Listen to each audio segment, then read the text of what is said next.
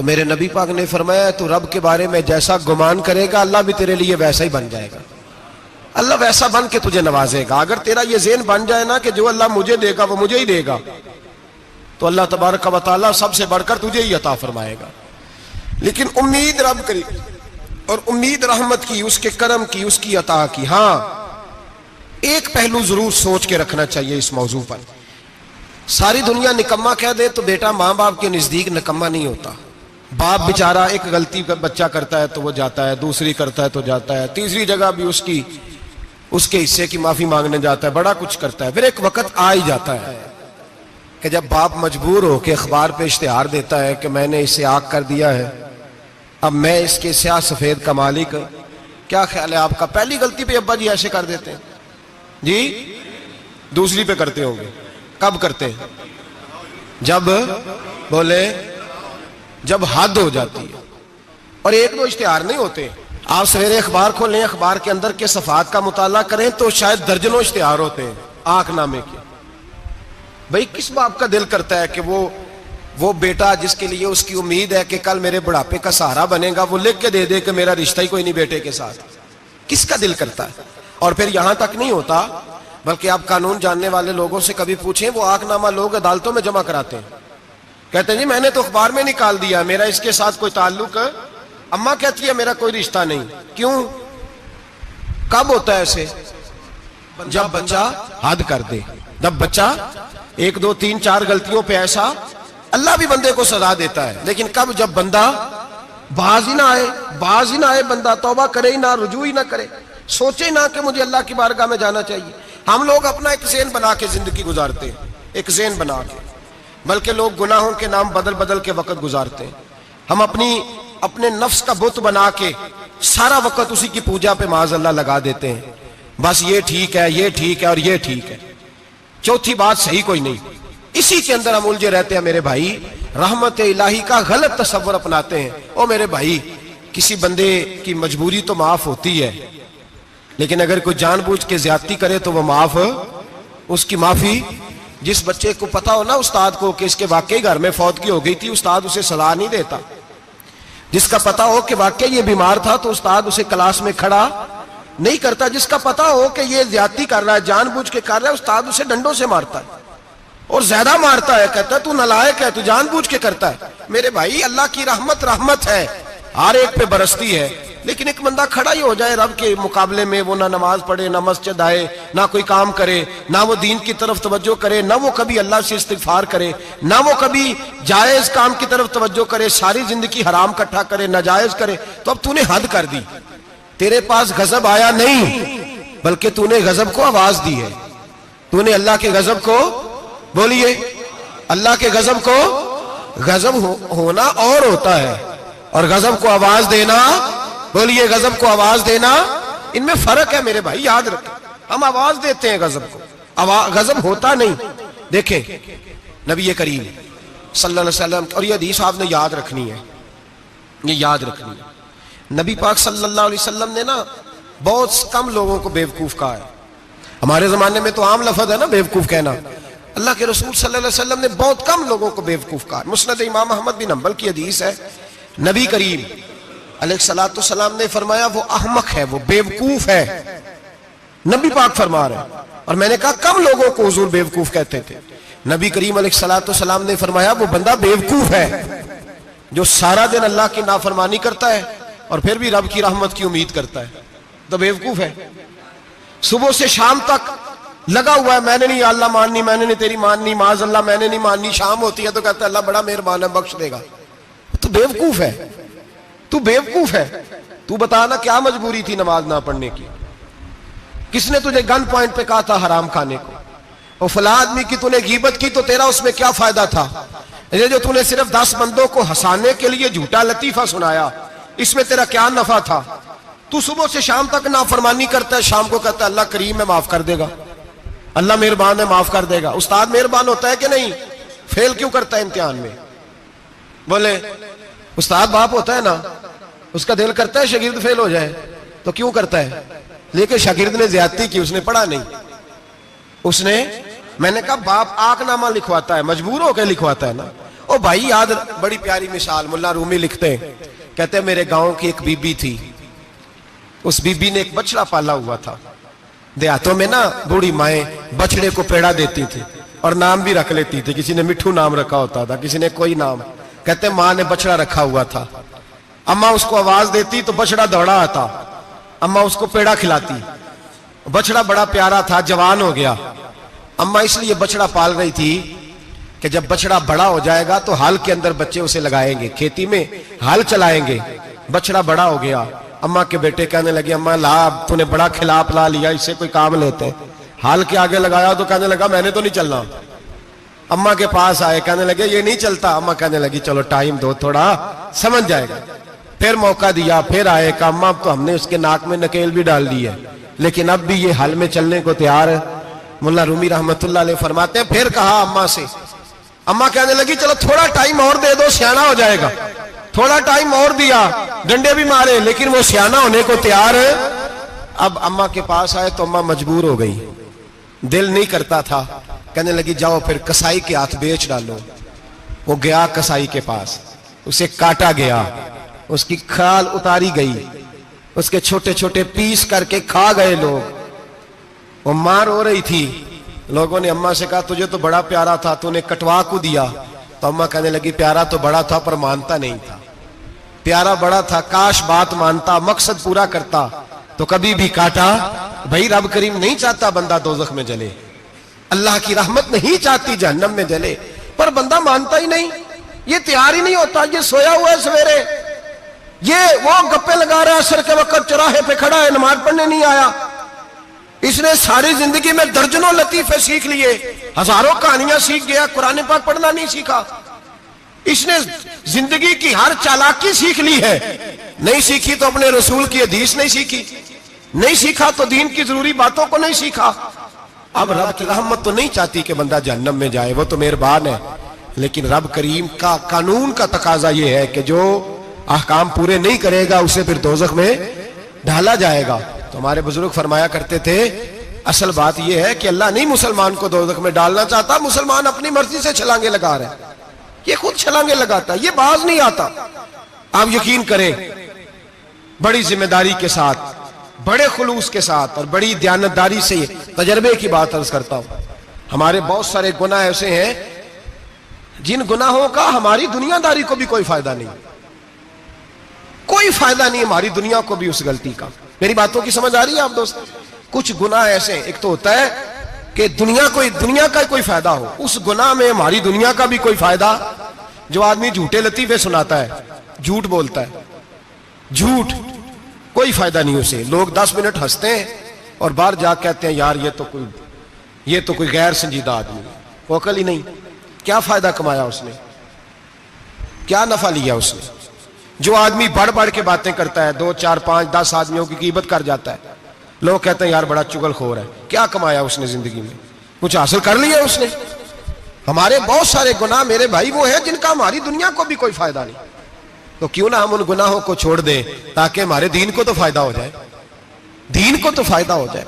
सिर्फ जुबान के जायके हैं, कुछ देर के लिए हमारी तबीयत के तकाजे हैं, 10 मिनट की मुस्कुराहट है जिसके लिए हम अल्लाह तबारक व तआला का कानून तोड़ते फिर जा रहा हूं। मेरे हबीब करीम अलैहिस्सलाम ने मुसलमान को कहा है कि तेरा रब तो चाहता है कि बस तू आ जा, वो तुझ पे रहमत नाजिल कर देगा।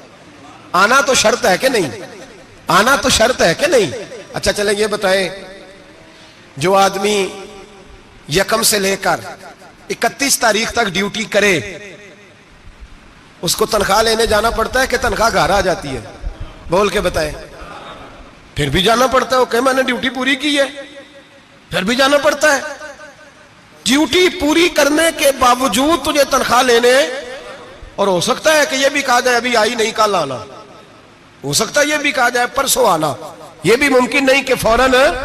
ओ खुदा के बंदे तू आता ही नहीं खुदा की रहमत लेने, तू उसके घर की तरफ रुजू ही नहीं करता, तू तवज्जो ही नहीं करता। तू कहता अल्लाह मेहरबान है। भाई मेहरबान तो है, तू रहमत लेने आया है, तूने को बहाना बनाया उसकी रहमत का। अल्लाह की रहमत कीमत नहीं मांगती, बहाना मांगती है। पर बता ना तेरा को बहाना है कि नहीं? मेरे नबी करीम सैयद आलम सल्लल्लाहु तआला अलैहि वसल्लम ने फरमाया रब कीमत का सवाल और नहीं मांगता। यकीन करें नहीं मांग, बंदे कीमत मांगते हैं। आप 100 दफा मुस्कुरा के बात करें, एक दफा ना करें तो कहते हैं मौलवी साहब अमीर हो गए, अब तो सही सलाम भी नहीं लेते। एक दफा हो सकता है बेचारा पेट में दर्द हो रही हो सकता है घर की को बहुत बड़ी टेंशन हो सकता है कोई मजबूरी हो। बंदे हमा वक्त कीमत मांगते हैं, हमा वक्त आप तंदुरुस्त हैं, हर वक्त आप कीमत अदा करते हैं तो लोग राजी हैं। लेकिन रब कहता तू कोई कीमत ना दे, कोई बहाना ही बना ले, तेरा रब तुझसे राजी हो जाएगा। सुने बड़ी प्यारी हदीस, बड़ी खूबसूरत हदीस, कंजुल माल में दीगर कुतुब हदीस में है। हजरत अबू हुरैरा रदी अल्लाह तआला अन्हु फरमाते एक बाबा जी नबी पाक की बारगाह में आए और जब वो वापस जाने लगे तो मैंने उम्र पूछी तो उम्र थी 96 साल। कहते हैं बुजुर्ग जब आए ना तो ये भवें जो है ना उनकी सफेद होके तो यूं आंखों पे आ गई। बड़ी छड़ी बाबा जी ने पकड़ी हुई और दोनों हाथ पकड़ के ना छड़ी के ऊपर झुके हुए हैं एक जानिब। कुर्बान जाऊं, कहते हैं जब वो बुजुर्ग मस्जिद में दाखिल हुए तो मेरे रसूल ने खड़े होकर इस्तकबाल फरमाया, खड़े हो, और नबी करीम सल्लल्लाहु अलैहि वसल्लम ने आगे बढ़ के बाबा जी को बाजू से पकड़ा और बिठाया। हुजूर बैठ गए। कहा बुजुर्गों कैसे आए हो?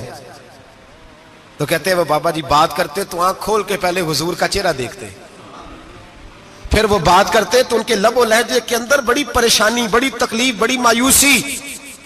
अर्ज करने लगे या रसूल अल्लाह, हुजूर जिंदगी सारी गुनाहों में बीत गई है, हुजूर गलतियां ही गलतियां, याद माजी अजाब है, यार अब छीन ले मुझसे हाफजा मेरा।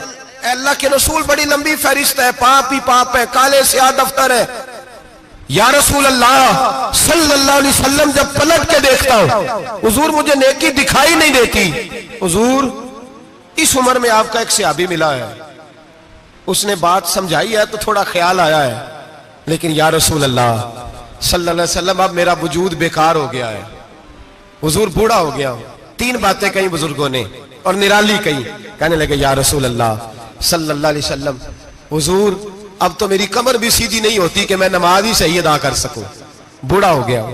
या रसूल अल्लाह सल्लल्लाहु अलैहि वसल्लम अब मेरे अंदर ताकत नहीं कि मैं मेहनत मजदूरी करके सदके और खैरात दे सकूं। या रसूल अल्लाह सल्लल्लाहु अलैहि वसल्लम अब मैं तलवार लेके जिहाद भी नहीं कर सकता।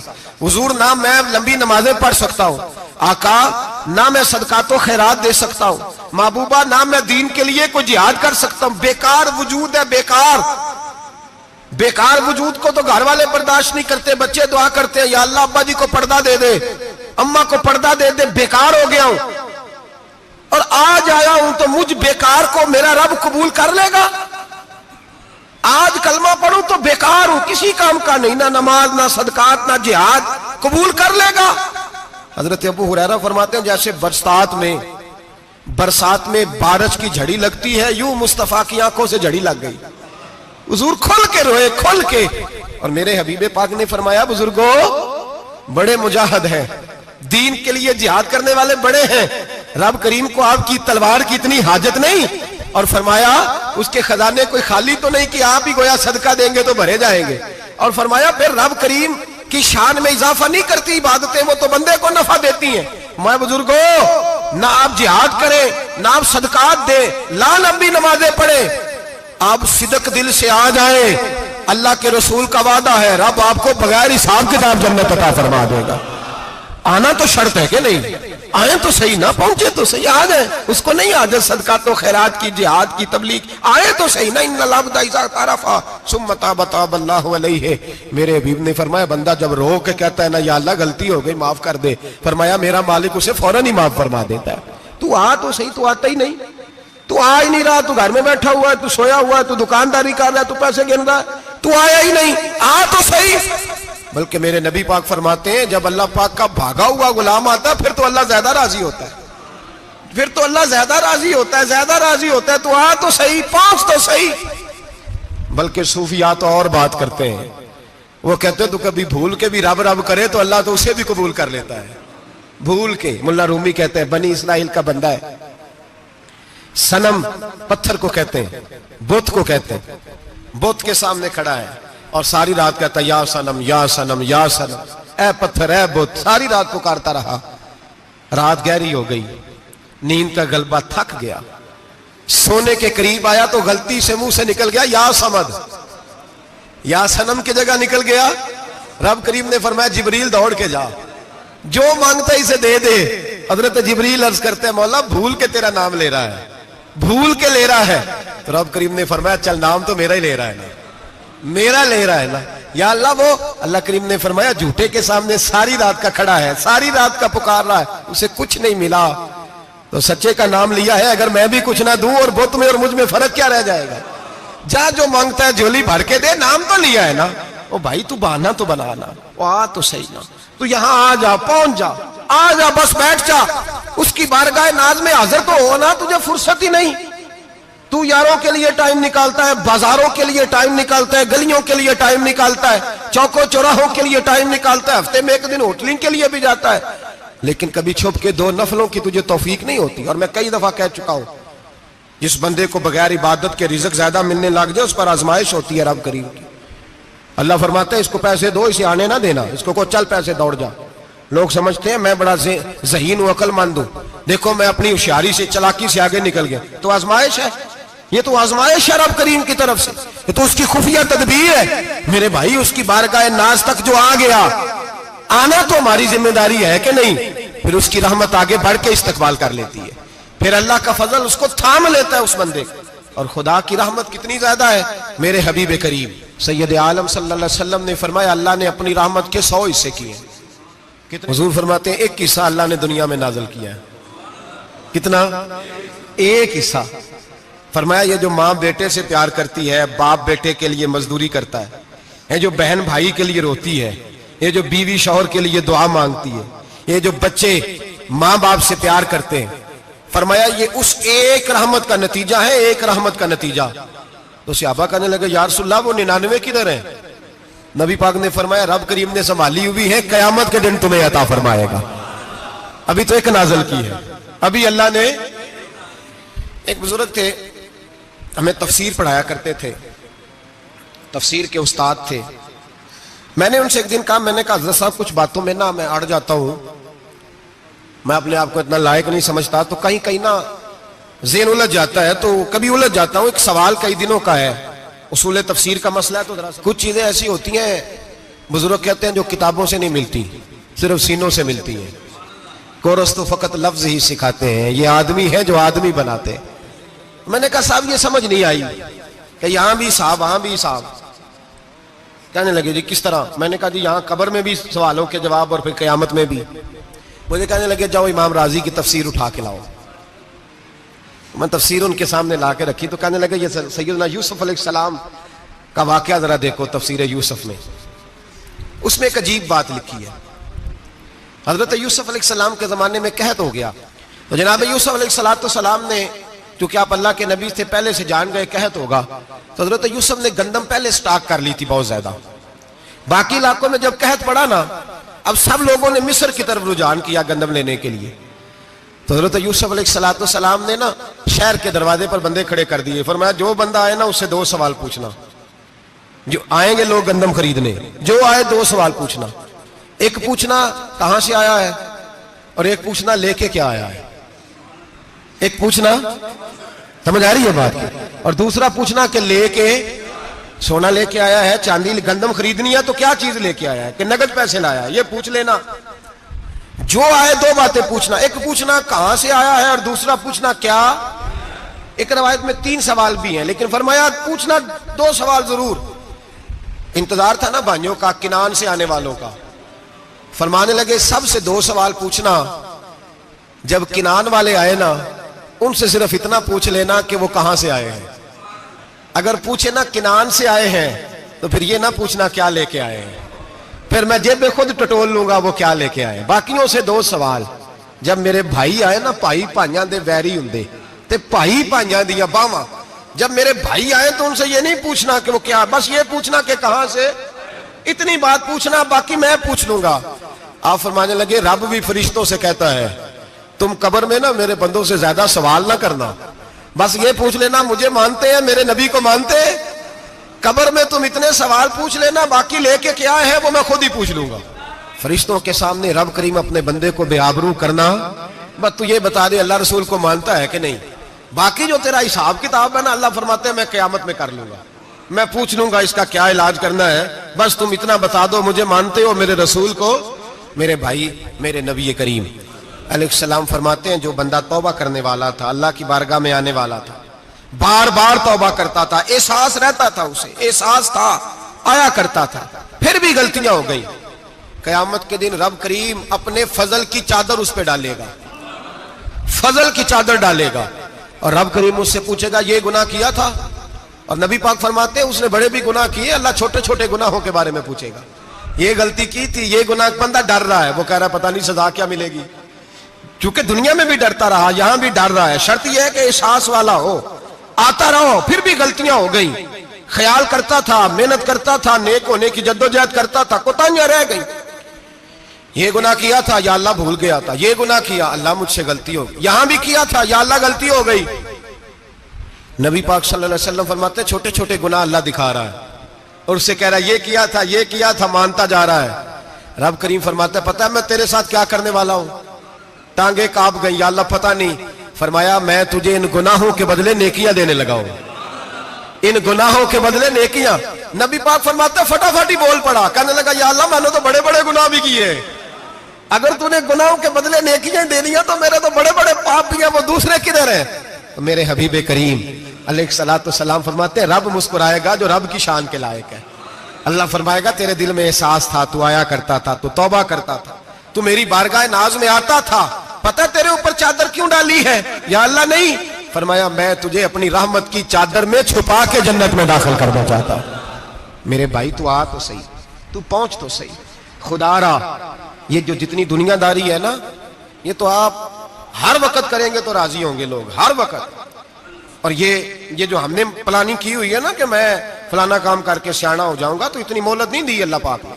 वो कहता फौरन आ, अपनी मनसूबाबंदी बदले, रहमत इलाही की जानिब तवज्जो करे, अपना जहन रब करीम के बारे में करम वाला बनाए और ये इरादा करे कि मैं उसकी बारगाह में आऊंगा तो वो मुझे अता करेगा। अपने बाजू पे भरोसा ना करे, अपनी अकल पे भरोसा ना करे, भरोसा जब भी करे खुदा की रहमत पे करे, उसके फजल पे करे, उसके करम पे करे और जहन बनाए कि अल्लाह माफ करने वाला है।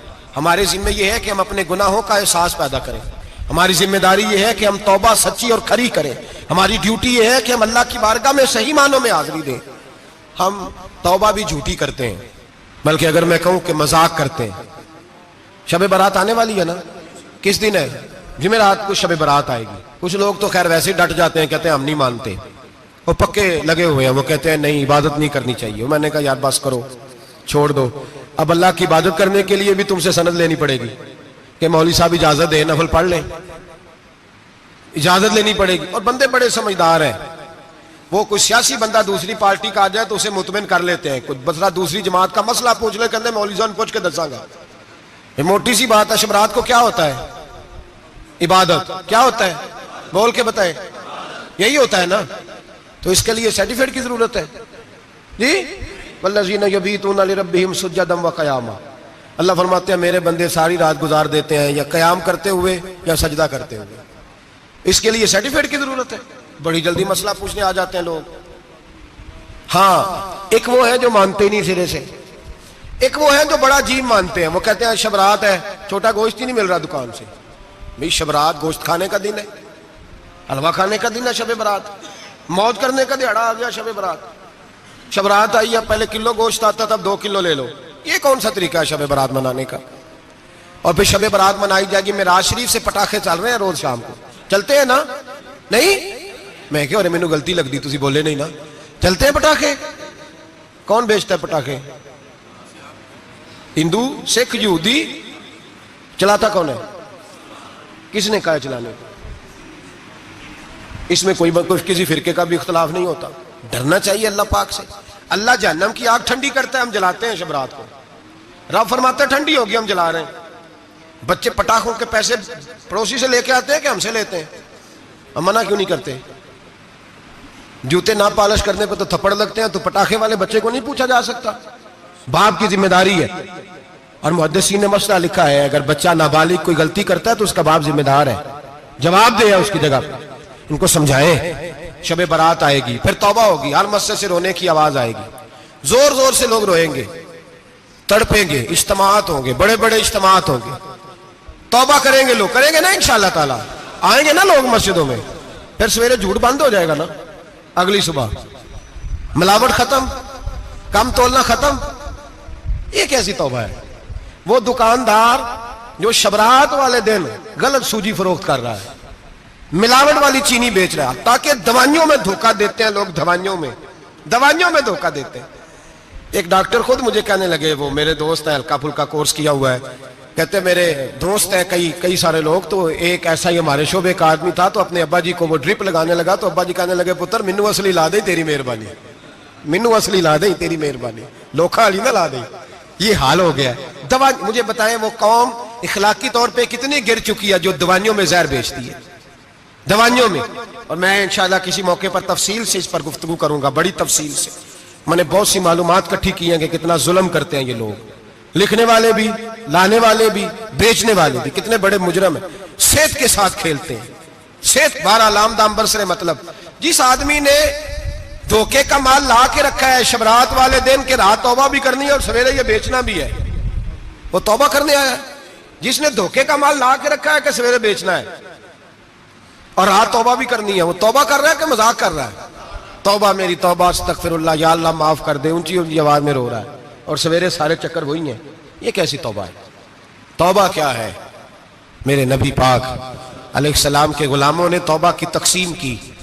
हजरत हसन बसरी से किसी ने पूछी तौबा क्या है, तो आपने फरमाया तौबा ये है कि जब तू तौबा कर ले तो फिर उस जगह नजर ना आना जहां खड़े होने से रब रसूल नाराज होते। और फरमाया तौबा ये है कि जब तूने तौबा कर ली फिर वहां से गैर हाजिर ना होना जहां हाजिरी का तुझे अल्लाह रसूल हुक्म देते हैं। ये तेरी तौबा है। और अगर तू ऐसा नहीं करता फिर तूने तौबा नहीं की, फिर तूने मजाक किया। मेरे भाई, रहमत इलाही आवाज देती है की तरफ रुजू करें, दौड़े और रहमत की उम्मीद रख के आएंगे। समझ ले कि अल्लाह पाक, मैं एक बात अक्सर करता हूं, नबुव्वत का दरवाजा बंद हुआ है। दाता गंज बख्श अली अजमेरी ने कहीं नहीं लिखा था कि मेरे बाद अली बिन उस्मान अजमेरी दूसरा नहीं आ सकता।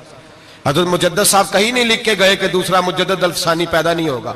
हजरत बाउल हक नक्शबंद बुखारी ने कहीं नहीं कहा कि मेरे जैसा वली नहीं हो सकता। बुजुर्गों ने कभी नहीं कहा। तू जदोजहद तो कर। इकबाल कहते हैं आज भी हो अगर इब्राहिम का ईमान पैदा, आग कर सकती है अंदाजे गुलिस्तां पैदा। तू प्रोग्राम तो बना, आगे की तरफ तो सफर कर।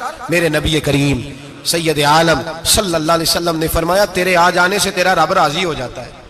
जब तू आता है तो तेरा अल्लाह राजी हो जाता है। ये जो हमारी मुश्किलात होती है ना, जिनमें हम उलझे होते हैं, वो जो हमें जादू हो जाता है, तवीज कर देते हैं हमारे करीबी रिश्तेदार, वो तवीज नहीं होते, वो हमारे अमाल की सजा होती है, हमारे अमाल की सजा होती है।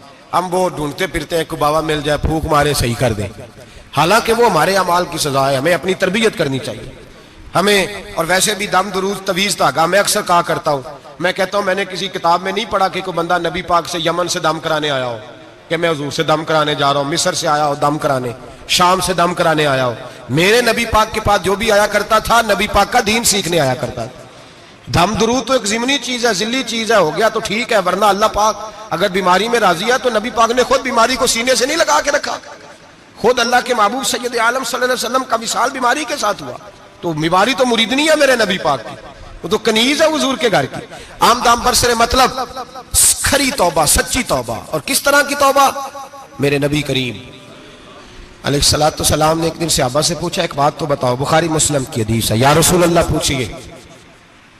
नबी पाक सल्लल्लाहु अलैहि वसल्लम ने फरमाया अगर कोई आदमी सहरा में सफर कर रहा हो, बहुत बड़ा सहरा हो, ऊंट पर उसका सफर हो और उसने ऊंट पर खाने पीने का सामान बांधा हो, पैसे भी रखे हो, पानी भी रखा हो, थक गया सफर करता करता, दरख्त की एक टहनी के साथ ऊंट की नकेल बांधी और दरख्त के नीचे लेट गया आराम करने के लिए। अल्लाह के हबीब फरमाते अचानक उसकी आंख लग गई, जब जागा तो उसने देखा कि ऊंट तो गायब हो गया है, अब ना खाना है, ना पानी है, ना पैसे हैं, और सहरा बड़ा लंबा है, पैदल सफर भी नहीं कर सकता। थोड़ा सा ढूंढा, फिर मौत का इंतजार करने लगा, सोचने लगा मौत आएगी, अब मर जाऊंगा। अल्लाह के महबूब फरमाते हैं थोड़ी देर गुजरी, जब बिल्कुल मायूस हो गया था तो अचानक नजर पड़ी तो ऊंट उसका सामने खड़ा था। नबी पाक से अब्बा से पूछते हैं बताओ, उसकी कुल कायनात उजड़ गई थी, रास जाया हो गई थी, हर शय लुट गई थी, दोबारा उसे मिल गई है, बताओ उसे कितनी खुशी होगी। सहाबा कहने लगे या रसूल अल्लाह नई जिंदगी मिल गई उस बंदे को, वो सारी दुनिया से ज्यादा राजी है। तो मेरे करीम रसूल सल्लल्लाहु अलैहि वसल्लम ने फरमाया रब करीम का नाफरमान बंदा जब उसकी बारगाह में आके तौबा करता है तो अल्लाह इससे भी ज्यादा राजी हो जाता है। नाफरमान जब आके कहता है या अल्लाह माफ कर दे, आइंदा नहीं करता, मैं, अल्लाह तो राजी हो जाता है। और हबीब पाक अलैहिस्सलाम फरमाते हैं वो इतना करीम है, जब बंदा अपने रब से सुलह कर लेता है, तौबा कर लेता है, तो अल्लाह जमीन को कहता है तू भूल जा, मेरे बंदे ने गुनाह किया ही नहीं। आसमान से कहता है तू भूल जा, मेरे बंदे ने गुनाह किया ही नहीं। फिर रब करीम फरिश्तों से फरमाता है कि मिटा दो जो तुमने लिखा था, मैंने अपने बंदे के साथ सुलह कर लिया। शब बारात को आएंगे मस्जिद में इंशाल्लाह, कितने बजे? हाँ नहीं, जो सोचिए ही नहीं है इस पासे थे। असर के वक्त मस्जिद आए शब रात, कितने बजे जी? असर के वक्त आए, गुस्ल करें, मस्जिद आए, असर के बाद दुरूद शरीफ पढ़े और मगरिब से लेकर फजर तक इबादत करें। मगरिब में शाम शुरू हो जाती है। एक रात जाग के देखें, जागना पड़ता है, मरीज हो जाए तब भी जागना पड़ता है, दुख लग जाए तब भी वो जगा लेता है। बड़े बड़े जागते हैं, बड़े बड़े जाग लेते हैं, वो जगा लेता है। तंदुरुस्ती भी, सेहत भी, दौलत भी, एसी भी, पलंग भी बड़ा अच्छा, लेकिन अगर वो नींद ना देना चाहे तो बंदा सारी रात ही तड़प के जागता है, तड़प के। और भूखा इतना, रोटी का भूखा इतना परेशान नहीं होता जितना नींद का भूखा परेशान होता है। उलझ जाता है इंसान, वो जगा लेता है, कबल इसके कि वो खुद जगाए, खुद ब खुद जाग जाए। मगरिब से लेकर फजर तक नमाज पढ़ें, जिक्र करें, दुरूद पाक पढ़ें, महफिल में शिरकत करें। मेरे रसूल करीम अलैहिस्सलातु सलाम की प्यारी ज़ौजा उम्मुल मोमिनीन सैयदना आयशा सिद्दीका रदी अल्लाह ताला अन्हा कहती हैं हुजूर रमजान के अलावा सबसे ज्यादा रोजे शाबान में रखते थे, गोया प्रैक्टिस होती थी रमजान की। मैंने अर्ज किया या रसूल अल्लाह सल्लल्लाहु अलैहि वसल्लम इतने रोजे क्यों रखते हैं, अभी रमजान तो आगे है। तो नबी पाक ने फरमाया आयशा इस महीने में बंदे का अमल अल्लाह की बारगाह में जाता है, मैं चाहता हूं जब मेरा अमल जाए तो मैंने रोजा रखा हुआ हो, कसरत से रोजा रखें और मेरे भाई बदल जाए। मेरे नबी पाक ने फरमाया गनीमत जान, अगर सेहत है तो बीमारी आने से पहले गनीमत जान जा, ये चली जाएगी। बीमार आदमी से कुछ भी नहीं होता, गनीमत जान ले, लम्हों को कुछ कर ले। और अगर तेरे पास फुर्सत है तो गनीमत जान ले मसरूफ होने से पहले पहले। मेरे हबीब करीम सैयद आलम अलैहिस्सलाम के गुलाम फरमाते हैं कि नबी पाक सल्लल्लाहु अलैहि वसल्लम ने हमें मिसाल दे के समझाया। मदीने में जो कबीला सबसे ज्यादा बकरियां पालता था वो बनु कल्ब का कबीला था, और फरमाते इतनी बकरियां थी कि उनकी बकरियां हमने कभी नहीं गिनी थी। नबी पाक अलैहिस्सलाम ने फरमाया जब शाबान की 15वीं रात आती है, ये तिरमिजी का लफ्ज है, फरमाया जब शाबान की 15वीं रात आती है तो बनु कल्ब के कबीले की बकरियों के बालों की तादाद के मुताबिक अल्लाह मेरी उम्मत के अफराद की बख्शिश फरमा देता है। और सहाबा कहते हैं हमें लगता यूं है कि चूंकि हमने जो चीज सबसे ज्यादा देखी थी वो बनु कल्ब की बकरियां थी, इसलिए नबी पाक ने हमें समझाने के लिए उनकी बात की, वरना अगर हमने उससे ज्यादा कुछ शायद देखी होती तो नबी पाक उसका नाम बयान फरमाते। हमें समझाने के लिए फरमाया बनु कल्ब के कबीले की बकरियों के बालों की किसी एक बकरी के बाल भी बंदा गिन सकता।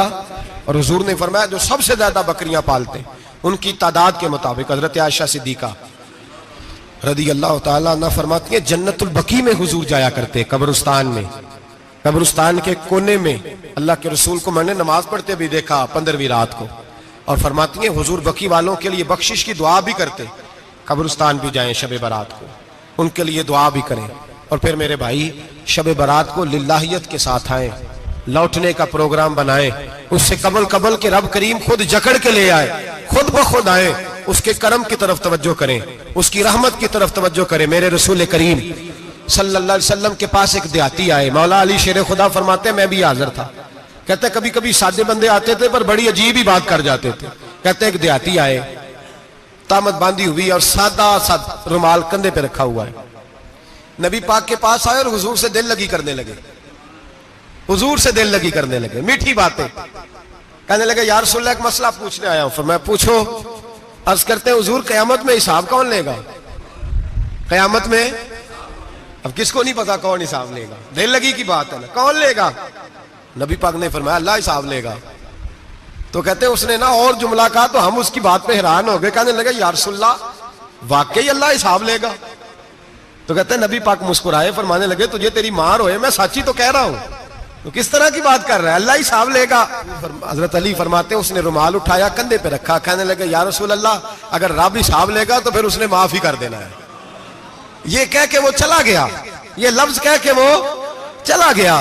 तो हजरत मौला अली कहते हैं मैंने हुजूर का चेहरा देखा तो गुलाब से भी ज्यादा खिला हुआ था, मैंने नबी पाक का चेहरा देखा तो चांद से भी ज्यादा रोशन था। मैंने कहा हुजूर ये क्या कह गया है? नबी पाक ने फरमाया बंदा बड़ा सादा था, बात बड़ी प्यारी कर गया है, बड़ी प्यारी कर गया है। हुजूर ने फरमाया अली रब करीम है, और करीम जब गालिब होता है तो करम ही फरमाया करता है, वो करम ही करता है, वो माफ ही करता है, वो माफ ही करता है। अल्लाह माफ करता है, पर मैंने कहा कोई माफी लेने आए ही ना, तो कोई माफी लेने। एक और बात भी आखिर में समझानी है आपको, वो भी समझ ले। हम जब किसी रिश्तेदार को राजी करने जाते हैं ना, नाराज हो, तो हमें पता चल जाता है कि ये वक्त टपाने आया या राजी हो गया। दो किस्म के लोग होते हैं, कहते हैं चलो बरादरी आ गई, मैं चलता हूं, पर किस तरह? टाइम पे टाइम आऊंगा, 200 दे के घर आ जाऊंगा। और जो राजी हो जाते हैं ना, वो 2 दिन पहले आते हैं, देगों का भी ख्याल करते हैं, मुलाकात करते हैं, वो कपड़े भी नहीं बदलते। फर्क होता है राजी होने में। बात की समझ आ रही है आप? हम तौबा करने आते हैं अल्लाह की बारगाह में, क्या हमें पता नहीं चलता कि हमने तौबा किया, रब राजी हुआ है कि नहीं हुआ? हमारा ईमानी रिश्ता तो है ना अपने रब से, रूह का ताल्लुक तो है ना, तो हमें अंदाजा होता है कि अल्लाह राजी हो गया कि नहीं। अंदाजा तो होना चाहिए ना हमें। ये बात कहने की नहीं, ये बात महसूस करने की है, इसको महसूस करें। हम जब अल्लाह की बारगाह में आए